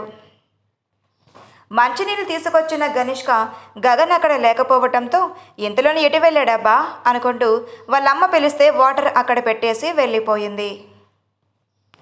రోజులు అలా గడుస్తూ ఉన్నాయి. ఈశ్వర్ గారికి బిజినెస్ మొత్తం గగన్ హ్యాండిల్ చేయగలగడనే నమ్మకం వచ్చింది. దానికి కారణం ఈ మధ్య కాలంలో తమ చేసిన టెండర్స్ అన్నీ తమకే రావటం, అలాగే టేక్ ఓవర్ చేసిన ప్రతి ప్రాజెక్ట్ సక్సెస్ఫుల్గా కాంప్లీట్ చేయటం. ఇక తన బిజినెస్ మొత్తం గగన్కి హ్యాండ్ ఓవర్ చేస్తున్నట్లు అఫీషియల్గా అనౌన్స్ చేయడానికి డిసైడ్ అయి అదే విషయాన్ని పార్వతి గారికి చెప్పారు. నా కన్నయ్య ఇంకా చిన్న పిల్లవాడండి, వాడికి అప్పుడే ఇంత బరువు బాధ్యతలు అవసరమా చెప్పండి. ఆయన మీకేమంత వయసు అయిపోయిందని అప్పుడే నా కన్నయ్యకు ఇంత బాధ్యత ఇవ్వటానికి సిద్ధపడ్డారు చిరుకోపంగా అన్నారు పార్వతి గారు. అయితే ఇప్పుడేమంటారు శ్రీమతి గారు? నీ కొడుకు అప్పుడే బాధ్యతలు వద్దు అంటున్నావు అంతేగా? సరే అంటూ తల నిలువుగా ఊపారు ఈశ్వర్ గారు. వెంటనే పార్వతి గారు మొహం ఫుల్ మూన్లా బ్రైట్ అయిపోయింది. అంతేనండి, ఇంకొన్నాళ్ళు పోయాక బిజినెస్ అప్పచెప్పొచ్చు. ఇక అప్పటి నుంచి ఎలాగో ఫుల్ బిజీ అయిపోతాడు. ఇప్పుడు కాస్త ఫ్రీగా ఉండనివ్వండి పాపం నా కన్నయ్యను అంది ప్రశాంతత వదనంతో. అయితే నా దగ్గర ఇంకొక బెస్ట్ ప్రొఫెసర్ ఉంది అన్నారు ఈశ్వర్ గారు పార్వతి వైపు నవ్వుతూ చూస్తూ. అనుకున్నా ఇంత త్వరగా ఒప్పేసుకున్నారేంటి అని. ఏంటి ఆ ప్రొఫెసర్ శివారు అని సాగదీస్తూ అడిగింది భర్తని పార్వతి. చెప్తా శ్రీమతి గారు, తమరు కాస్త ప్రశాంతంగా వినండి. మన వాడికి ఎలాగో 25 ఏళ్ళు కంప్లీట్ అయిపోతున్నాయి కదా. సో ఈ బర్త్డే గ్రాండ్గా సెలబ్రేట్ చేద్దాం అనుకుంటున్నా. మా చెల్లెల కూతురు మోన మన గగన్ని ఇష్టపడుతుందని మొన్నే మా చెల్లి ఫోన్ చేసి చెప్పింది. అంత మాత్రంగా ఉన్న సంబంధాలు ఈ పెళ్ళిళ్ళతో అయినా గట్టి పడితే మళ్ళీ మా చెల్లి ఇదివరకులా నాతో మాట్లాడుతుంది కదా. తన భర్త నన్ను వ్యాపారంలో మోసం చేశాడని దూరం పెట్టాను, కానదంటే నాకు ప్రాణమని నీకు తెలుసుగా పార్వతి. అందుకే చెల్లి ఈ విషయం చెప్పగానే చాలా హ్యాపీగా అనిపించింది. కానీ మన గగన్కి నా మేనకోడలు నచ్చుతుందో లేదో తెలియదు. ఆ పార్టీ కోసమని పిలిచి మన ఇంటి దగ్గర ఒక 4 రోజులు అంటి పెట్టుకుంటే ఒకరినొకరు అర్థం చేసుకుంటారు. ఆ అమ్మాయి మన వాడికి నచ్చితే పెళ్లి చేసేసి వాళ్ళకి పిల్ల పీచు కలిగే వరకు వాడిని స్వేచ్ఛగా వదిలేద్దాం. పిల్లలు కలిగాక అప్పుడు నువ్వు వాళ్ళతో కాలక్షేపం చేస్తూ కొడుకు కోడలికి బిజినెస్ అప్పగించేద్దాం అన్నట్టు. మోనా కూడా బిజినెస్లో మంచి మెలకువలు కలిగిన అమ్మాయట. మన వాడికి అన్ని విషయాల్లో తోడుగా ఉంటుంది. ఏమంటా పార్వతి అని అన్నారు ఆనందంగా. పార్వతి ఏం మాట్లాడలేదు. ఆ పిల్ల చిన్నప్పుడే చాలా గడుగ్గా ఇప్పుడు ఎలా ఉందో ఏంటో. తండ్రి తెలివితేటలు పురికొచ్చుకుంటే ఈ ఇంటిని ప్రశాంతంగా ఉండనిస్తుందా అని ఆలోచిస్తూ కూర్చుంది. కానీ ఆ మాట పైకి చెప్తే భర్త బాధపడతానని ఏమీ చెప్పకుండా భర్త వైపు బ్లాంక్ ఫేస్తో చూసింది. ఏం మాట్లాడవేంటి పార్వతి, నీకు ఇష్టం లేదా అని నెమ్మదిగా అడిగారు ఈశ్వర్ గారు. ఆయన మొహంలో బాధ తొంగి చూసింది. ఆ మాటకి భారంగా ఒక నిట్టూర్పు వదిలి ఈశ్వర్ గారి కుడి చేతిని చేతిలోకి తీసుకుని తన 2 చేతులతో పట్టుకొని, నచ్చాల్సింది ఇష్టపడాల్సింది మన కన్నయ్యకండి. వాడికి నచ్చితే నాకు ఎలాంటి అభ్యంతరం లేదు.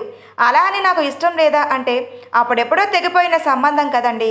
ఇప్పుడు ఎవరి మనస్తత్వం ఎలా ఉందో మనకేం తెలుసు? అయినా మీ ప్రాణమైన మీ చెల్లి తిరిగి మీ దగ్గరికి చేరుతుందంటే నాకు కూడా సంతోషమే కదండి అంది నిర్మలమైన నవ్వుతో. ఆ మాటకి ఈశ్వర్ గారి మొహం సంతోషంతో వెలిగిపోయింది. వెంటనే పార్వతి ముఖాన్ని దోసిల్లోకి తీసుకొని, నాకు తెలుసురా, నువ్వు నా సంతోషానికి ప్రాణం పోస్తావు, కానీ మొగ్గలోనే తుంచేవని. I love you my dear love, love you so much. అయితే ఇప్పుడే చెల్లికి ఫోన్ చేసి చెప్తాను, బాబు బర్త్డేకి 2 రోజుల ముందే మోనాను పంపించమని అంటూ చాలా ఎమోషనల్ అయిపోయి పార్వతి నుదురుపై గాఢంగా ముద్దు పెట్టారు. ఆ ముద్దులోనే తెలుస్తుంది ఆయన తన తోడబుట్టిన బంధాన్ని ఎంత మిస్ అవుతున్నారో. ఇంకా ఏం అనలేక దేవుడిపై భారం వేసి మౌనంగా ఉండిపోయింది పార్వతి. మరోసారి భార్యకు థ్యాంక్స్ చెప్పి చెల్లికి ఫోన్ చేసి మాట్లాడటానికి పైకి వెళ్ళిపోయారు ఈశ్వర్ గారు. ముందే ఈ విషయం చెప్పి గగన్ను డిస్టర్బ్ చేయటం ఎందుకు? అసలే కన్నయ్యకు ఆ పిల్ల అంటే పడదు. వచ్చినప్పుడు చూసుకుందాంలే, ముందే చెప్తే కన్నయ్య మళ్ళీ ఏదో ఒక గొడవ చేస్తాడు అనుకుని అప్పటికి ఆ విషయాన్ని పక్కన పెట్టేసింది పార్వతి. కానీ అదే ఆమె చేసిన పొరపాటు. సరిగ్గా గగన్ పుట్టినరోజు ఇంకా 2 రోజులు ఉంది అనగా ఉదయాన్నే గగన్ ఇంటి ముందు ఒక పెద్ద పడవ లాంటి కారు వచ్చి ఆగింది. అందులో నుండి సూపర్ స్టైలిష్గా చూడటానికి అచ్చు మోడల్లా ఉన్న ఒక అమ్మాయి స్లీవ్లెస్ మినీ సింగిల్ పీస్ డ్రెస్లో కిందకు దిగింది. ఆర్టిఫిషియల్ కల్చర్ చేయించుకున్న తన జుట్టును వెనక్కి వేసుకొని కళ్ళకున్న గ్లాసెస్ తీసి హెయిర్కు పైకి పెట్టుకుని తల పైకి ఎత్తి ప్యాలెస్ను చూసింది. వాచ్మెన్కి చెప్పి ఉండటం వల్ల గేట్ అయితే తీశాడు. కానీ వచ్చింది ఎవరో అర్థం కాక ఇంటి పనివారందరూ పనులు మానేసుకుని ఆమె డ్రెస్ను ఆమెను వింతగా చూస్తూ నిలబడ్డారు. ఇంతలో లోపల నుండి ఈశ్వర్ గారు ఫాస్ట్గా బయటకు వచ్చి పని వాళ్లకు లగేజ్ లోపల పెట్టమని చెప్పి, hi baby, come on get in అంటూ ఆనందంగా మోనాను లోపలికి తీసుకువెళ్తుండగా ఇంట్లో నుంచి బయటకు వస్తూ వీళ్లకు ఎదురొచ్చింది గనిష్క. గనిష్క వైపు తను వేసుకున్న చుడీదార్ వైపు మొహం చిట్లించుకొని చూస్తూ, అంకుల్ గాయత్రీనా అని అడిగింది మోనా. కాదు బేబీ, బుజ్జి, చలమయ్య కూతురు అన్నారు ఈశ్వర్ గారు గనిష్క తల నెమురుతూ. హో, ఆ తోటమల్లి కూతురా, తనకి ఇంట్లో ఏం పని అని రెక్లెస్గా అంటూ ఈశ్వర్ గారి వైపు చూసి అప్పటికైన ఫేస్లో రంగులు మారిపోవటం గమనించి, పనివాళ్ళని కూడా సొంత మనుషుల్లా చూస్తాడు మీ మామయ్య, ఎవరితో మాట్లాడిన జాగ్రత్తగా మాట్లాడు అని హితబోధ చేసిన తల్లి మాటలు బ్రెయిన్లో స్ట్రక్ అయ్యి, అంకుల్, ఐ మీన్ తన ఇంట్లో వర్క్ చేయదు అనుకుంటా కదా, ఎక్కడేం చేస్తుంది అని అడిగాను అంతే అని నవ్వుతూ కవర్ చేసుకుంది. ఈశ్వర్ గారు వెంటనే నార్మల్ అయిపోయి, చిన్ని బుజ్జి ఇద్దరు ఒకే కాలేజ్ బేబీ, చిన్ని కోసం వచ్చి ఉంటుంది, నువ్వు పద లోపలికి అంటూ సంబరంగా మేనకోడల్ని లోపలికి తీసుకువెళ్ళాడు. ఏం తింటున్నావు బేబీ, టీ ఆర్ కాఫీ అని ఎంతో ప్రేమగా అడిగారు ఈశ్వర్ గారు. ఆయనకు తనకు చెల్లెలు మళ్ళీ ఇంటికి వచ్చినంత ఆనందంగా ఉంది. మోనాను అసలు వదిలిపెట్టకుండా పక్కనే కూర్చొని తనివి తీర మేనకోడల్ని కళ్ళల్లో నింపుకుంటున్నాడు. ప్రస్తుతం ఏమీ వద్దు అంకుల్, నేను ఫ్రెష్ అవుతాను అని అంది నవ్వుతూ. ఇంతలో పార్వతి వచ్చి, హాయ్ మోనా, అందరూ కులాసాగా ఉన్నారా, నీ స్టడీస్ ఎలా సాగుతున్నాయి అంటూ ఎదురుగా ఉన్న సింగిల్ సోఫాలో కూర్చుంది. ఫైన్ అండి, ఇంకొక సెమిస్టర్ అయితే స్టడీస్ కంప్లీట్ అయిపోతాయి. నెక్స్ట్ కొన్నాళ్ళు బిజినెస్ చూసుకోవాలి అనుకుంటున్నాను. డాడీ ఆశ కూడా అదే, తన బిజినెస్ నేను టేక్ ఓవర్ చేయాలని అంటూ ప్లెజెంట్గా నవ్వింది. హో, మంచిదిరా, ఇప్పుడేగా వచ్చావు, కొంచెం బ్రేక్ఫాస్ట్ చేసి రెస్ట్ తీసుకోమ్మా అన్నారు ఆవిడ కూడా నవ్వుతూ. ఓ నో ఆంటీ, ఈ నీడ్ ఆ షవర్ వెరీ బ్యాడ్లీ, ఎప్పుడో ఎర్లీ మార్నింగ్ బయలుదేరాను, 6 hours జర్నీ కదా, కొంచెం టైర్డ్గా ఉంది. నా రూమ్ ఎక్కడ ఆంటీ అని అడిగింది లేచి నిలబడుతూ మోనా. అదిగో స్టెప్స్ పక్కన గెస్ట్ రూమ్ రెడీ చేయించాను, వెళ్ళి ఫ్రెష్ అయ్యు, కాసేపు రిలాక్స్ అవ్వు బేబీ అని అంది పార్వతి నవ్వుతూ. గెస్ట్ రూమ్ అనగానే మోనా మొహం మాడిపోయింది. ఇంతలో ఈశ్వర్ గారు కలిగించుకొని, లేదు పార్వతి, నేను మన గగన్ రూమ్ పక్క రూమ్ రెడీ చేయించాను, హడావిడిలో నీకు చెప్పడం మర్చిపోయాను అని మోనా వైపు చూసి పైకి వెళ్తే, స్టెప్స్కి రైట్ సెకండ్ రూమ్ బేబీ, నువ్వు వెళ్ళి కాసేపు రెస్ట్ తీసుకో అంటూ ఆప్యాయంగా తల నిమిరాడు ఈశ్వర్. గగన్ రూమ్ పక్క రూమ్ అని చెప్పగానే bright ఫేస్తో, okay Anku, thank you అంటూ తన హై హీల్స్ను టిక్కుమని సౌండ్తో క్యాట్ వాక్ చేసుకుంటూ పైకి వెళ్ళింది. తన రూమ్కి వెళ్తూ తల తిప్పి గగన్ ఉన్న రూమ్ వైపు చూసింది. అంతే, అప్రయత్నంగా తన అడుగులు గగన్ రూమ్ వైపు పడ్డాయి. ఇప్పుడేమవుతుంది చెప్పమ్మా అప్పుడే ఫ్రెష్ అయ్యి టవల్ నడుముకి చుట్టుకొని మరో టవల్తో వెయిట్ బాడీని తుడుచుకుంటూ బయటకు వచ్చిన గగన్ గుమ్మం ముందు స్టాచ్యూలో నిలబడే అమ్మాయిని చూసి టవల్ భుజాల మీదుగా ముందుకు వేసుకొని కోపంగా, హే హూ ఆర్ యు? వేరే వాళ్ళ రూమ్లోకి వచ్చినప్పుడు డోర్ లాక్ చేయాలనే కామన్ సెన్స్ లేదా అని గట్టిగా అరిచాడు.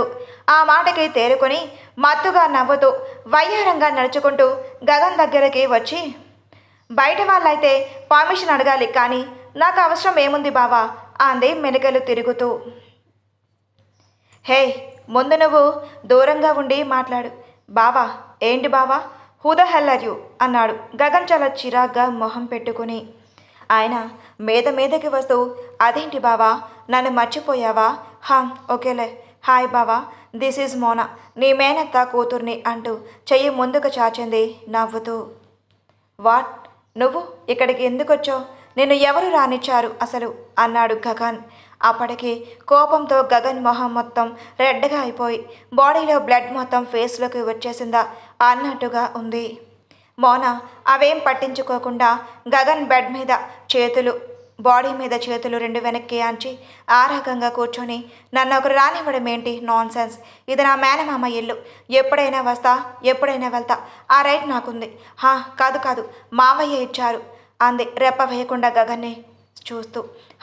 ఇది డాడీ పనా, అయితే డాడీతోనే తేల్చుకోవాలి అని మనసులో అనుకుని, నువ్వెప్పుడొచ్చావు ఎప్పుడు వెళ్తావు అనేది పక్కన పెడితే, నువ్వు ఇంట్లో ఎక్కడైనా తైతెక్కలాడు, బట్ నా రూమ్లో ఇంకోసారి కనిపించావంటే నిలువుగా చీరి ఉప్పు పాత్ర వేస్తాను, understand, now get out from my room అని సాధ్యమైనంత నెమ్మదిగా చెప్పిన ఆ మాటలు సీరియస్ని అని చాలా కోపంగా ఉన్న గగన్ మొహం చూసి మౌన ఒక్క నిమిషం తడబడి లేచి స్ట్రైట్గా నిలబడింది. అవుట్ అని ఉరిమి చూశాడు. మళ్ళీ దెబ్బకి వెనక్కి తిరిగి చూడకుండా తన రూమ్లోకి వెళ్ళి డోర్ లాక్ చేసుకొని మంచం మీద కూర్చొని, మిస్టర్ గగన్, నన్నే గెట్ అవుట్ అంటావా, ఈ మోనాను గెట్ అవుట్ అంటావా, చెప్తా ఇక్కడే ఉంటాగా, నువ్వు నా దారికి ఎలా రావో నేను చూస్తా, నా అందంతో నేను పిచ్చెక్కించి నా చుట్టూ కుక్క పిల్లలా తిప్పుకోకపోతే నా పేరు మోనానే కాదు అని అనుకుంది ఖచ్చితంగా. ఫాస్ట్గా డ్రెస్అప్ అయి కిందకు వచ్చి మా అంటూ ఇల్లంతా వెతుకుతున్నాడు గగన్. అప్పుడే బయట పని వాళ్ళు ఏదో పని పురాయించి లోపలికి వస్తూ మా అంటూ కేకలు వేస్తూ కోపంగా ఎర్రగా అయిపోయిన మా కొడుకు మొహం చూసింది పార్వతి. ఏమైంది కన్నయ్య అని అడిగింది దగ్గరికి వచ్చి. ఆ దెయ్యం మన ఇంటికి ఎందుకు వచ్చింది అని అన్నాడు కోపంగా. గగన్ ఎవరి గురించి మాట్లాడుతున్నాడో అర్థమై, కన్నయ్య నువ్వు నీ గదిలోకి వెళ్ళు, బ్రేక్ఫాస్ట్ నేను అక్కడికి తెస్తాను అని చెప్పి చుట్టూ పని వాళ్ళు ఉన్నారు, పైకి వెళ్ళమన్నట్టు కళ్ళతోనే సైగ చేసింది పార్వతి. ఏం మాట్లాడకుండా గగన్ 2 అడుగుల్లో పైకి వెళ్ళిపోయి దడేల్మని తలుపు వేసుకున్నాడు. అదంతా చూసి కొడుకు ఆ పిల్ల ప్రెజెన్స్ని ఇష్టపడటం లేదు, ఇక భర్త చెప్పిన విషయం చెప్తే అసలు ఎలా తీసుకుంటాడు అని కాస్త టెన్షన్ పడినా అంతా ఆ పైవాడే చూసుకుంటాడు, నా కన్నయ్యకు అంతా మంచిగా జరుగుతుందిలే, ముందైతే ఈ విషయం వాడికి చెప్పాలి, లేకపోతే పార్టీ రోజు పరిగిపోతుంది అనుకుని టిఫిన్ ప్లేట్లో గగన్ రూమ్కి వెళ్తుంది. మెల్లగా డోర్ తీసి చూసేసరికి మంచంకి కొంచెం పక్కగా ఉన్న సోఫాలో కూర్చొని 2 కాళ్ళపై మోచేతులు అనుకుని 2 చేతుల వేళ్ళు ఒకదానితో ఒకటి కలిపి బిగించి పట్టుకొని దీర్ఘంగా ఆలోచిస్తున్న కొడుకు కనిపించాడు. గట్టిగా ఊపిరి తీసుకొని వదిలి లోపలికి వచ్చి డోర్ లాక్ చేసి టిఫిన్ ప్లేట్ పక్కన పెట్టి పక్కనే అడ్డదిడ్డంగా పడి ఉన్న టవల్ తీసుకొని ఇంకా నీళ్లు కారుతున్న కొడుకు తలను మెల్లిగా తొడవసాగింది. 2 నిమిషాలు సైలెంట్గా కూర్చొని తల తుడుస్తున్న వాళ్ళ అమ్మ టవల్ పక్కన పెట్టగానే పైకి లేచి ఆమెను హక్ చేసుకొని కళ్ళు మూసుకున్నాడు.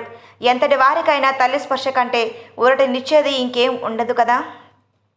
గగన్ కౌగలించుకొని ఉన్నంతసేపు ఏం మాట్లాడకుండా కొడుకు తల నిమురుతూ అలానే నిలబడింది పార్వతి. కాసేపటికి కోపం కంట్రోల్ అయ్యే వరకు నార్మల్ మోడ్లోకి వచ్చి తల్లిని వదిలి తిరిగి సోఫాలో కూర్చున్నాడు. ఏం మాట్లాడకుండా కొడుకు పక్కన కూర్చొని టిఫిన్ ప్లేట్ చేతికిచ్చింది పార్వతి.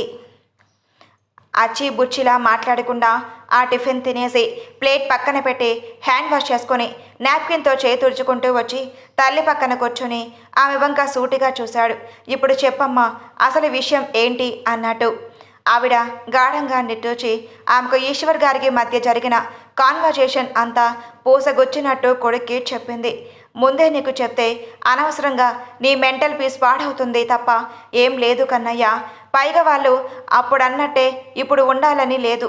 సో ఒకవేళ అమ్మాయి నీకు నచ్చితే సరే సరే, లేకుంటే అప్పుడే వద్దని చెబుదాం. ముందే మీ నాన్నగారిని బాధపెట్టడం ఎందుకు అని నేను కూడా అడ్డు చెప్పలేదు అంది పార్వతి నెమ్మదిగా. ఆ భుజంగం మోనా తండ్రి అంత వెన్నుపోటు పొడిచిన డాడీ మళ్ళీ వాళ్ళని చేరదీయాలి అనుకోవటం ఏంటిమా? పైగా చుంచు మొహంతో నా పెళ్లి చేయాలనుకోవటం ఇదంతా మళ్ళీ ఏదో ప్లాన్ అనిపించడం లేదా? ఎందుకు మమ్మీ డాడీ మళ్ళీ మళ్ళీ వాళ్ళకి మోసం చేసే అవకాశం ఇస్తున్నారు అని అన్నాడు అసహనంగా. తోడబుట్టిన ప్రేమ కన్నయ్య సింపుల్గా ఒక మాటలో సమాధానం చెప్పేసింది పార్వతి. వాళ్ళ కపట ప్రేమను నేను బయట పెడతానుగామా అనుకున్నాడు గగన్ మనసులో. 30 నిమిషాలు క్రితం మోనా ప్రవర్తన, తన డ్రెస్సింగ్ స్టైల్ చూసి అతను ఆ ఇంట్లో ఇంతకుముందు ఎప్పుడూ చూడకపోవటంతో ఎవరై ఉంటారా అనుకుంటూ ఇంటికి వెళ్ళి, అమ్మా మన ఇంటికి ఎవరో కొత్త అమ్మాయి వచ్చింది, ఎవరమ్మా అని వాళ్ళ అమ్మని అడిగింది. నీకు చాలాసార్లే చెప్పాను బుజ్జమ్మ, అది మన ఇల్లు కాదు, అమ్మగారి ఇల్లు. అదే కాదు, ఇప్పుడు మన ముందు ఇల్లు, ఈ భోగం ఇదంతా పార్వతమ్మ వాళ్ళదే. ఇంకోసారి అలా కలిపి మాట్లాడుకో, మన స్థాయి గుర్తించుకో బుజ్జి అని కొంచెం గసిరినట్టే చెప్పింది అనంత. వెంటనే గనిష్క మొహం మాడిపోయింది. అయినా అది చిన్నప్పటి నుండి అలవాటైన పాఠమే అవ్వటంతో వెంటనే నార్మల్ అయిపోయి, ఇలాంటి లా పాయింట్స్ పట్టుకొని బాగానే తిడతావు, కానీ నేను అడిగిన దానికి సమాధానం మాత్రం చెప్పవు అని అంది కంప్లీట్ చేస్తున్నట్టుగా. ఓ ఆవిడ, ఆమె ఈశ్వరయ్య గారి చెల్లెల కూతురంట, మన చిన్నబాబుకి కాబోయే భార్య అంట, నిన్ననే చెప్పారు పార్వతమ్మ గారు అని అంది తాపీగా వంటగది క్లీన్ చేస్తూ. గనిష్కకు ఒక్క నిమిషం బ్రెయిన్ పనిచేయనట్టుగా అయిపోయింది. తను ఏం వినదో ఒక్కసారి మళ్ళీ రివైండ్ చేసుకుంది. అంతే, ఒక్కసారిగా భూమి రెండుగా చీలి తను అందులో కూరిపోతున్న ఫీలింగ్ వచ్చింది. కానీ వాళ్ళమ్మ అక్కడే ఉందని తమాయించుకొని, ఓహో అవునా అని అతి కష్టంగా పలికి తన గదిలోకి వెళ్ళిపోయి డోర్ పెట్టుకొని కింద కూర్చొని మంచానికి చారబడి కళ్ళు మూసుకుంది. చిన్నబాబుకి పెళ్ళి అంటే నా మనసు ఎందుకు ఇంత భారంగా మారిపోయింది? కనీసం మేమిద్దరం సరిగ్గా మాట్లాడుకునేదే లేదు కదా. ఈ మధ్య అంటే అప్పుడప్పుడు మాట్లాడుతున్నాడు, కానీ నిన్న మొన్నటి వరకు అమ్మ పెట్టే రిస్ట్రిక్షన్స్ వల్ల కనీసం తనతో సరిగా స్నేహం మిగిలిందే లేదు. మరి నా మనసెందుకు అమ్మ చెప్పిన విషయం విని ఇన్ని మొక్కలు అయిపోతుంది? ఎందుకు నాకు క్షణానికి బాధ పెరిగిపోతుంది? ఒకవేళ నేను చిన్నబాబుని ఇష్టపడుతున్నానా, ప్రేమిస్తున్నానా? లేదు. మరి చిన్నబాబు నన్ను ఇష్టపడుతున్నాడా? లేదు, నాతో తను ఎప్పుడూ అలా ప్రవర్తించలేదు కదా అనుకుంటూ తనలో తానే నలిగిపోతూ ఉంటే, పిచ్చి మొహం, అసలు అమ్మాయిలంటేనే ఆమెను దూరం పెట్టే చిన్నబాబు నేను ఇష్టపడకుండానే అంత క్లోజ్గా మూవ్ అవుతున్నాడా? నేను ఇష్టపడకుండానే అంతలో స్టేట్ చేస్తున్నాడా అని ఇన్నర్ వాయిస్ వినిపించేసరికి ఆలోచనలో పడింది గనిష్క. ఇంతలో ఆహా, అంతలా ఇష్టపడితే ఈ పెళ్ళికి ఎందుకు ఒప్పుకున్నాడు? తనకు తెలియకుండానే, తను ఒప్పుకోకుండానే ఆ పిల్లని ఇంటికి తీసుకొచ్చారా? అందుకే అమ్మ చెప్తూ ఉంది డబ్బున్నోళ్ళతో దోస్తీ హద్దులో ఉండాలని. చూసావుగా ఇప్పుడేమయ్యిందో అని ఇంకొక వాయిస్ వెక్కిరించేసరికి గనిష్కకు పిచ్చి పెట్టినట్టు అయ్యింది. తనకి ఏడుపు రావటం లేదు, ఒక కన్నీటి బొట్టు కూడా బయటకు రాలేదు. కానీ ఇది అని చెప్పలేని బాధ, అసహనం మనసుని కుదురుగా ఉండనీయటం లేదు. అయిష్టంగానే కాలేజ్కి వెళ్ళింది. అక్కడ కూడా గాయత్రితో ఒక్క మాట కూడా మాట్లాడలేదు. ఏమయ్యింది అని అడిగితే ఒక ఫేక్ నవ్వు నవ్వి ఊరుకుంది. సాయంత్రం ఇంటికి వచ్చాక ఫ్రెష్ అయి కూర్చుంది. బుజ్జి, ఇందా ఇవి తినేసి చదువుకోవడానికి వెళ్ళు అని చేతిలో పకోడా ప్లేట్ పెట్టింది అనంత. ఎప్పుడు పకోడీలు వేసినా ఆవ్రావ్రమంటూ తినేసేది. ఈరోజు వాటి మొహం కూడా చూడబుద్ధి కాలేదు. కాసేపటికి ప్లేట్ కోసం వచ్చిన అనంత సగం కూడా ఖాళీ అవ్వని ప్లేట్ చూసి, ఏమైంది బుజ్జి, ఒంట్లో బాలేదా అని అడిగింది పక్కనే కూర్చుని. అదేం లేదమ్మా, చిన్నగా తలపోటుగా ఉంది అంతే అంది తెచ్చిపెట్టుకున్న నవ్వుతో. అయితే ఈ రోజుకి చిన్నమ్మ దగ్గరికి వెళ్ళవా? కాసేపు పడుకోమ్మా, తగ్గిపోతుంది. నేను వెళ్ళి చిన్నబాబు దగ్గర ఏమైనా మాత్రలు ఉన్నాయేమో అడిగి తెస్తాను అని లేచి నిలబడింది. గనిష్క వద్దు అని చెప్పేలోపే మాత్రలేంటండి, ఎవరికి ఏమయ్యింది అని అడుగుతూ లోపలికి వచ్చింది గాయత్రి. నువ్వెండి చిన్ని ఇక్కడ అని అంది గనిష్క. రేపు టెస్ట్ ఉందిగా బుజ్జి, నువ్వింకా రాలేదేంటని నేనే వచ్చాను. ఏమయ్యింది అని అంది కూర్చుంటూ. కొంచెం హెడ్ఏక్గా ఉంది అంతే అని అంది గనిష్క. అయ్యో అవునా, సరే పద, టీ తాగి టాబ్లెట్స్ వేసుకుంటే సర్దుకుంటుంది. ఒక అరగంట తర్వాత చదువుకుందాం అని అంది గాయత్రి. ఇక వెళ్ళక తప్పలేదు. అయిష్టంగానే బుక్స్ తీసుకొని అనంతకు చెప్పి వెళ్ళింది. ఇంట్లోకి వెళ్ళేసరికి హాల్లో కూర్చొని ఏవో ఫైల్స్ చూసుకున్నాడు గగన్. తన ప్రెజెన్స్ తెలుసుకున్నా కనీసం అటు కూడా చూడకుండా తల వంచుకొని స్టెప్స్కి లెఫ్ట్లో గాయత్రి రూమ్లోకి వెళ్ళిపోయింది. గగన్ వర్క్ చేస్తున్న గనిష్కాను గమనిస్తున్నాడు. వాడిపోయిన మొహం, ఎప్పుడు ఉండే గ్లో కానీ చిరునవ్వు కానీ మచ్చకు కూడా లేవు ఆమె మొహంలో.